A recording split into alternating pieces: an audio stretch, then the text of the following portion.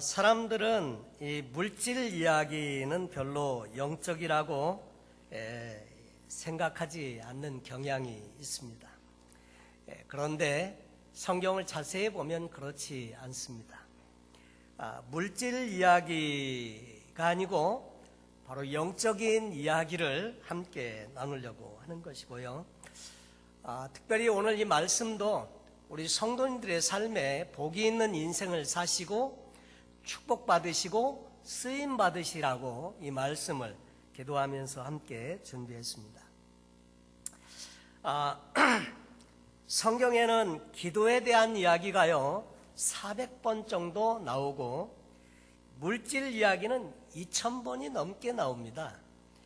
믿음에 대한 교훈은 215구절, 또 구원에 대한 교훈은 218구절, 돈과 관련된 성경 구절을 2084구절, 이 내용은 그리스도인의 재정 원칙이라는 책에서 나오는 이야기고요. 또 돈에 대한 다른 책을 보면 돈키호테의 재정관리의 달인이라는 책에 보면 돈에 관련된 성경의 교훈은 무려 2350개나 된다고 이야기를 하고 있습니다. 그만큼 성경에도 물질에 대한 이야기가 참 많이 나와 있다고 하는 거죠. 예수님 역시 말씀을 하실 때마다 물질과 재물에 대한 말씀을 여러 번 하십니다. 어리석은 부자 농부의 이야기, 또 부자 청년의 이야기, 달란트의 비유, 가난한 과부의 헌금 이야기, 진주장사의 이야기, 밭에 감추인 보화를 발견한 이야기, 부자와 나사로의 이야기, 보물을 하늘에 쌓아두라는 이야기 등등 해서 예수님의 말씀에도 보면 물질과 재물에 대한 이야기를 상당히 많이 하십니다. 근데 왜 성경은 이렇게 돈에 대한 이야기를 중요하게 다루고 있느냐 하는 거죠. 그 이유는 우리가 재물을 어떻게 다루는가에 따라서 주님과의 관계에 영향을 주기 때문이다 하는 거예요. 재물을 어떻게 다루느냐가 주님과의 관계에 상당히 많이 영향을 준다는 거죠. 그래서 이 재물 이야기를 많이 한다는 겁니다. 여러분, 재물과 신앙은 별개의 문제가 아닙니다. 이 세상의 재물도 충실하게 다룰 수 없다면 누가 너에게 하늘에 신령한 것을 맡기겠느냐? 성경에 보면 그런 말씀도 있습니다. 또 마태복음에 보면 내 보물이 있는 그곳에는 내 마음도 있느니라. 그러니까 우리가 재물이 어디에 있느냐에 늘 마음이 가잖아요. 증권에 투자한 분들은요, 잠 못 자고 새벽부터 일어나시더라고요, 여기서. 그래갖고 뉴욕 증시에서 어떻게 지금 이게 증시가 이렇게 된, 왜 그 새벽부터 일어나서 그걸 볼까요? 그것은 다른 것이 아니고 재물에 마음이 있기 때문에 그렇다는 거죠. 만약에 하나님 나라에 우리가 재물을 쌓아두면 하늘에 관심이 있기 때문이라는 거죠. 여러분, 하나님과의 관계 속에서 우리가 이 물질이라는 것을 어떻게 관리하고 다스리느냐에 따라서 우리 신앙의 문제도 바뀌고 달라질 수 있다고 하는 겁니다. 그래서 이 물질 문제가 그렇게 중요한 문제로 성경도 다루고 있다고 하는 거죠. 둘째로 왜 성경은 이 재물을 중요하게 다루고 있느냐? 그것은 오늘도 재물이라는 것은 우리의 삶에서 주인의 자리를 놓고 하나님과 지금 다투고 있다는 거예요. 그래서 이 재물 문제를 그렇게 중요하게 다룬다는 거예요. 여러분, 돈이 얼마나 힘이 많은 줄 아십니까? 얼마만큼 재물이 힘이 많으냐면 하나님과 맞먹을 만큼 그런 정도로 사람들에게 영향력을 주고 있다고 하는 거예요. 그래서 예수님께서도 제자들에게 주기도문을 가르쳐 주신 다음에 물질에 대한 이야기를 하면서 너희가 두 주인을 섬길 수 없다고 말씀하고 있습니다. 하나님과 돈을 겸하여 섬길 수 없다. 요즘은 돈 때문에 하나님, 이 돈이 사람을 지배하는데 하나님보다 먼저 하나님 위치에서 사람을 지배한다는 거예요. 주인이 누구냐 이거. 물질이냐 하나님이냐. 그래서 성경은 이 물질 이야기가 그렇게 중요하게 다루고 있다고 하는 거죠. 사람들도 이 물질을 중요하게 여깁니다. 그래서 사람들을 평가할 때도 물질이 많이 작용하고요. 그리고 활동하는 모든 시간은 보면 돈 때문에 열심히 아침부터 일어나서 일하고 하는 거죠. 공부를 열심히 하는 것도, 일을 열심히 하는 것도 다 좋은 물질을 많이 얻기를 원하기 때문이다 하는 거죠. 신문에 나오는 많은 이야기의 경우에 다 돈 때문입니다. 돈 때문에 사기치고, 돈 때문에 그 공갈을 치고, 돈 때문에 심지어는 몸도 팔고, 돈 때문에 사람도 죽이고, 돈 때문에 제일에 가고, 다 이 돈 때문입니다. 돈이 또 왜 그렇게 중요한가? 인생의 대부분을 돈을 버는데 시간을 많이 쓰고, 돈을 쓰는데 시간을 많이 쓰는데, 돈에 관련돼서 보내는 시간이 가장 많다고 하는 거죠. 그래서 이 돈이라고 하는 것은 우리 삶의 중요한 부분을 차지하고 있습니다. 돈은 세속적인 사람들만의 관심을 가지는 영역이 아니고요. 돈이라고 하는 것은 믿음의 사람들에게도 확고한 성서적인 원리에 따라서 다루어져야 하는 대표적인 영역이 물질에 관한 부분이다 하는 거죠. 오늘 저는 그리스도인들의 경제 원리에 대한 부분을 함께 나누면서 저는 소원하기를 정말 우리 교회 성도님들이 하나님께로부터 많은 복을 받으셔서 이 물질을 통해서 다른 많은 사람들을 돕고 섬기는 일에 쓰임받기를 원하기 때문에 이 말씀을 함께 나누는 것입니다. 오늘 이 고린도후서의 본문의 내용에도 보면 기근을 당해서 어려움 가운데 처해 있는 예루살렘 사람들을 돕기 위해서 이제 고린도 교회에 정말 헌금을 준비하도록 하는 과정에서 이 물질에 관한 내용을 사도 바울이 해주고 있는 것입니다. 그래서 우리가 잘 다루어야 하는 영역이라는 것을 꼭 기억하시고 먼저 돈에 대한 잘못된 편견을 버리시기 바랍니다. 여러분 주부에 보면 간지에 이렇게 기록하실 수 있도록 나눠드린 것이 있는데 함께 보시면서 메모를 하시면 좋을 줄로 압니다. 여러분 우리 돈에 대해서 노골적으로 말하는 것은 사람들이 많은 경우에 꺼려하는 경향이 많습니다. 특별히 크리스찬인 경우에 그런 태도를 가진 데는 몇 가지 편견이 작용을 하고 있는데 첫째로는 돈을 지극히 세속적인 것으로 간주하는 것 때문에 그렇습니다.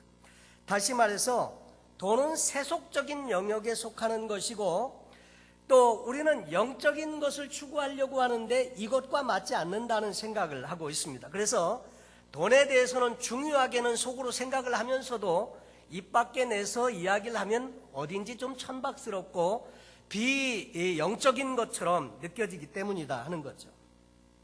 이런 생각은 교회와 세상을 분리해서 생각하는 습관 때문에 그렇습니다.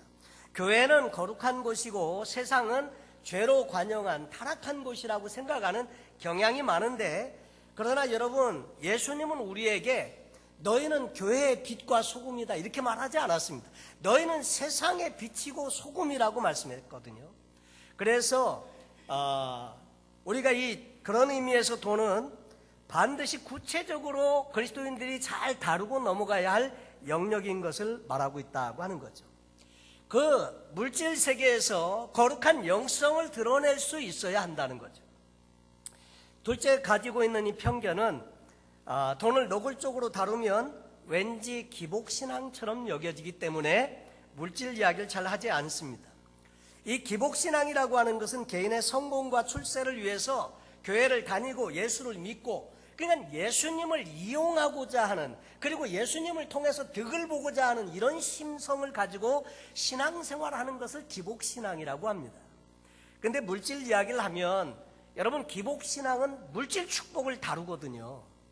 그리고 요즘 보면 번영신학이라고 해서 뭐든지 하여튼 형통하고 잘 되는 거 물론 중요하지만 그것이 목적이 아니라는 거죠. 그것을 목적으로 추구할 때 기복신앙에 빠지지만은 그러나 성경을 잘 엄밀하게 잘 성경을 연구해 보시면요 이 물질을 하나님께서 주시는 것은 하나님 나라의 일을 위해서 우리에게 주시는 것이다 하는 거죠. 그래서 그런 의미에서 이 성경의 원리에서 다루는 돈은 우리가 쫓아다녀야 하는 영역이 아니고요, 지배하고 다스려야 하는 영역이다 하는 것을 우리에게 가르쳐 주고 있습니다. 그리고 셋째로 물질에 대한 편견은요, 하나님과 성경에 대한 오해 때문에 오게 되는데, 우리가 성경의 원리대로 돈을 사용하게 되면 필경 우리는 남는 것이 없다, 가난하게 될 거다, 손해볼 거다, 이런 생각 때문에 물질에 대해서 그렇게 생각하는데 많은 오해가 있습니다.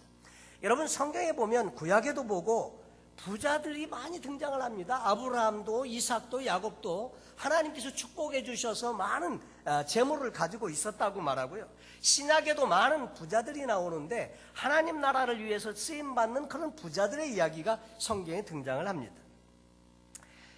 성경은 그런데 이 사람들에 대해서 뭐라고 말을 하느냐면 하나님의 복을 받은 사람이라고 말하고 있기도 합니다. 그래서 성경이 부자는 미워하고 가난한 사람들을 선호하는 것처럼 잘못 생각하기 쉽습니다. 성경의 원리에 따라서 돈을 사용하면 30배, 60배, 100배로 축복하신다는 내용도 있고요, 부자가 천국에 들어가는 것이 낙타가 바늘귀로 들어가는 것보다 더 어렵다는 말은요, 부자이기 때문에 마음이 교만해져서 하나님을 믿지 않기 때문에 천국 가기가 어렵다는 이야기지, 부자가 천국 들어갈 수 없다는 말이 결코 아니라는 것을 아셔야 됩니다. 고린도후서 8장 6절로 10절에 우리 주 예수 그리스도의 은혜를 너희가 알거니와 부요하신 자로서 너희를 위하여 가난하게 되심은 그의 가난함을 인하여 너희로 부요케 하려 하심이니라. 예수님은 원래 부요하신 분이세요. 뭐가 부족한 분이 아니세요. 그런데 그분이 가난한 모습이 되신 이유는 뭐냐면 오히려 우리를 부유케 하기 위해서 가난한 모습으로 오셨다고 말씀을 하고 계시는 것입니다. 우리가 사는 이 일상의 삶은 모두가 다 영적인 것입니다. 영적이지 않은 것이 없습니다. 교회만 와야 거룩하고 신령하고 이게 아니고요, 여러분이 삶의 현장에서 일하는 곳, 비즈니스 하는 곳, 그곳이 바로 여러분의 선교지이고 그것이 바로 거룩함을 드러내야 하는 삶의 현장이다 하는 것이죠. 그래서 우리는 일상생활의 영성을 중요하게 여겨야 한다는 거죠. 그래서 어디 있든지 무엇을 하든지 그 속에서 하나님의 거룩함을 드러내는 그런 일이 우리에게 있어야 한다고 하는 것입니다. 이 물질 축복에 대해서 이야기하는 이유는요, 나 혼자 잘 먹고 잘 살기 위해서가 아니라 저와 여러분이 그토록 우리가 슬로건으로 말하는 대로 축복의 통로가 되기 위해서, 그리고 쓰임받고 사명을 감당하기 위해서 이 물질에 대한 것을 반드시 잘 짚고 넘어가야 하겠다는 생각이 들었습니다. 지난번에 말씀을 전하면서 과거 10년 동안 한국에서 파송한 선교사의 60%가 줄었다는 말씀을 함께 나누었는데, 그것은 후원을 못하니까요, 물질이 모자라서 후원을 못해서 돌아올 수밖에 없었다는 거죠, 궁극적으로. 그래서 특별히 이 물질과 재물에 대한 부분을 잘 다스리고 이 영역에 대해서 잘 정리가 되어 있어서 하나님과의 관계에 막힘이 없고 확실히 하나님 그분이 내 삶의 주인이라는 것을 우리가 인식하고 살아갈 때 진짜 신앙생활이 그때부터 시작되는 겁니다.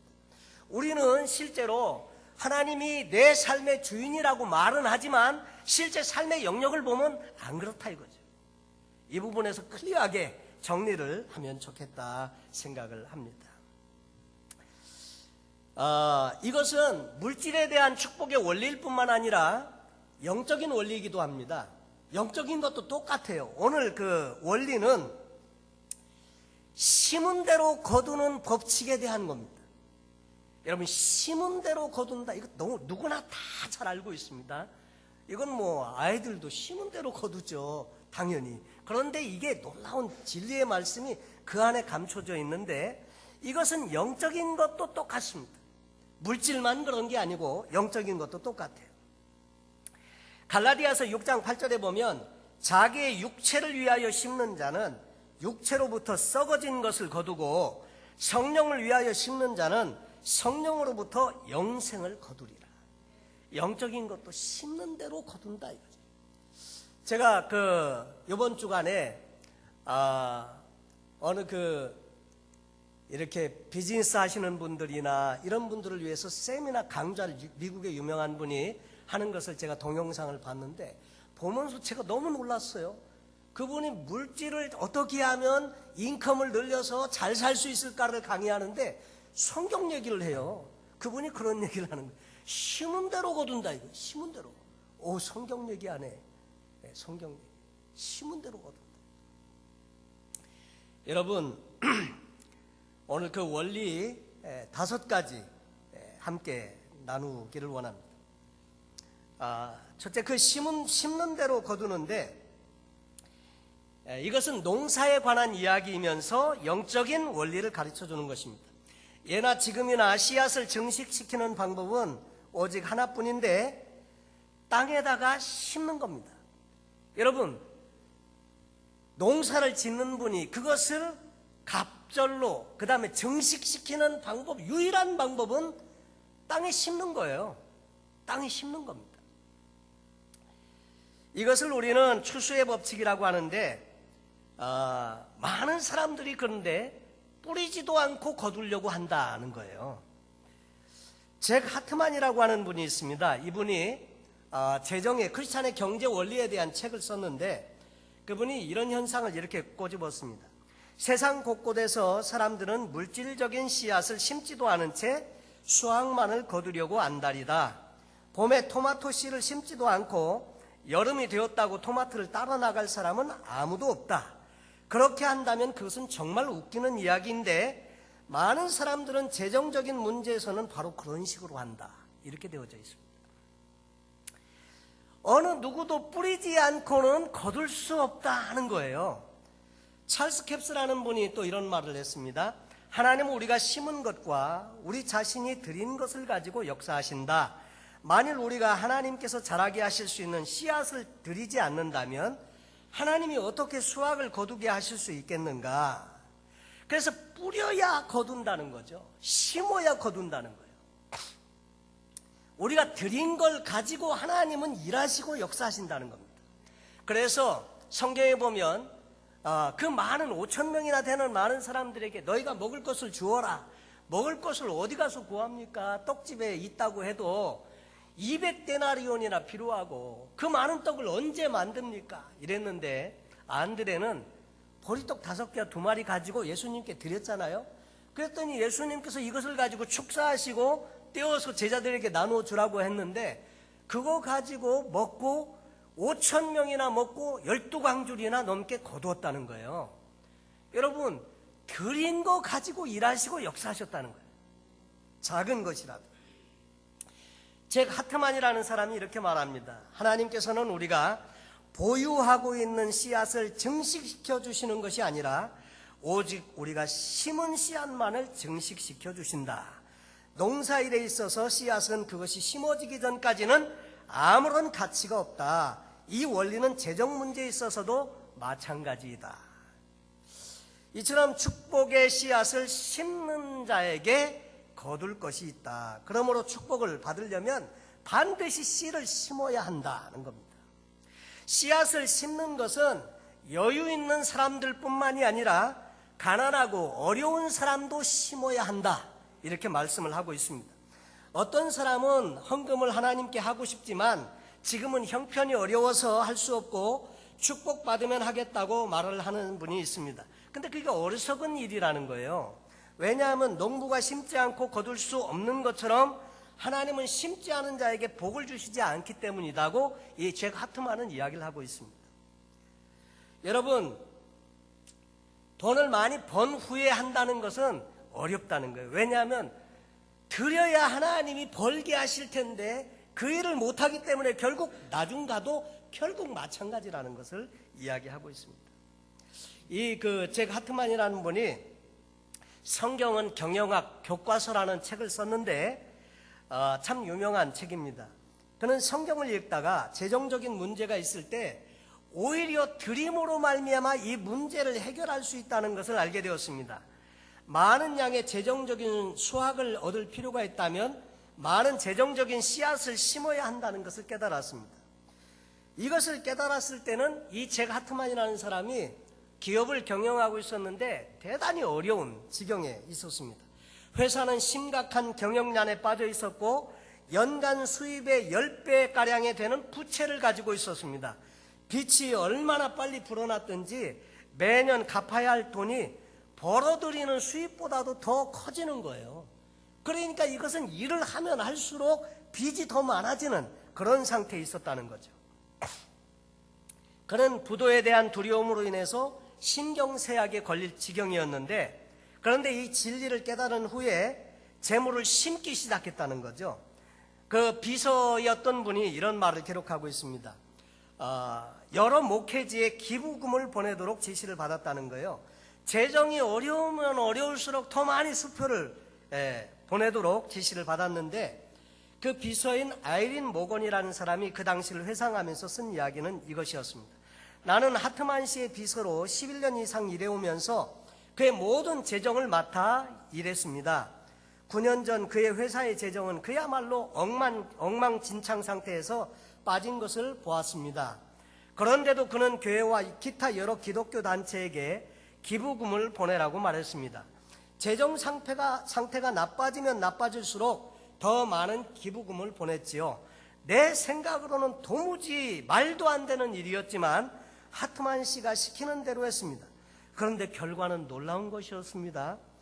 지난 9년 동안 되풀이됐던 일인데 재정적인 어려움이 있을 때마다 하트만 씨는 기부금의 액수를 늘렸고 그때마다 한 번의 어긋남이 없이 우리에게 필요한 돈이 들어오곤 했습니다. 때때로 우리는 대단한 인내심을 가지고 기다려야 했지만 결과적으로 언제나 돈이 들어왔습니다. 그렇게 쓰고 있어요. 이 같은 경험 때문에 잭 하트만은 그의 책에서 담대하게 이렇게 주장을 합니다. 빚을 많이 지고 있는 상황에서 드리기란 쉽지 않다. 그럼에도 불구하고 이것이야말로 우리가 할 수 있는 일이다. 우리는 줌으로써 빚으로부터 벗어날 수가 있다. 그러니까 하나님께 심음으로 말미암아 하나님의 도움을 받을 수 있다, 그 말입니다. 나는 그것을 확신한다. 내가 그렇게 했기 때문이다. 또 많은 사람들이 그렇게 하는 것을 보았다. 마음이 새로워지지 않은 사람에게 이것은 어불성설처럼 보이지만 이것은 하나님의 말씀이 확고하게 뒷받침해주고 있는 사실이다 그랬습니다. 그러면서 자기도 그 전에 사람들과 재정적인 문제를 상담할 때 너무 힘들고 어려울 때는 하나님도 아마 그건 봐주실 것이라고 이렇게 상담을 했다는 거예요. 그런데 자기가 잘못됐다는 것을 나중에 안 다음에는 그렇게 상담하지 않았다고 이야기를 했습니다. 어렵고 힘들더라도 드려라. 그것만이 사는 길이다. 이렇게 상담을 했다고 하는 이야기입니다. 사실 그렇게 해가지고 오히려 받을 축복을 못 받게 하는 거다는 거죠. 제가 지난 10월 달에 과테말라 선교에 갔었을 때 목사님 중에 그분들의 문제는 뭐냐니까 재정적인 문제가 참 어려워요. 근데 문제가 뭐냐니까 그 목회자들이 다 11조는 자기들 거라고 하다 보니까 성도님들이 헌금을 안 하더라고요. 그래서 그 문제 때문에 목회자들을 막 질타하고 이야기를 했는데 어느 목사님이 질문을 나중에 했어요. 울면서. 그것도 울면서 이런 질문을 하더라고요. 자기는 가장이고 그리고 가족들 생계를 책임져야 하고 자녀들은 많고 한데 먹고 살기는 힘들고 목회는 안 되고 그러는데 그런 상황에서 어떻게 자기가 하나님 그 일만 전적으로 하고 그리고 하나님께 물질을 드리냐, 그리고 11조는 하나님께 드리게 이렇게 할 수 있냐 울면서 하소연을 하더라고요. 그래서 제가 그분에게 그랬어요. 당신이 하나님을 믿습니까? 믿으면 그렇게 하시라고. 지금 그것이 지금 죽고 못 살 일 같아도 그렇게 하셔야 당신이 사는 길이고 당신이 그 일로 하나님을 경험할 수 있다. 그래가지고 그분이 울면서 이야기를 하는데 제가 가혹하게 들릴지는 모르지만 그렇게 얘기했습니다. 실제로 그래요. 그래야 그분이 살아요. 칠레에 갔었을 때 어떤 분이 같은 문제를 가지고 있었습니다.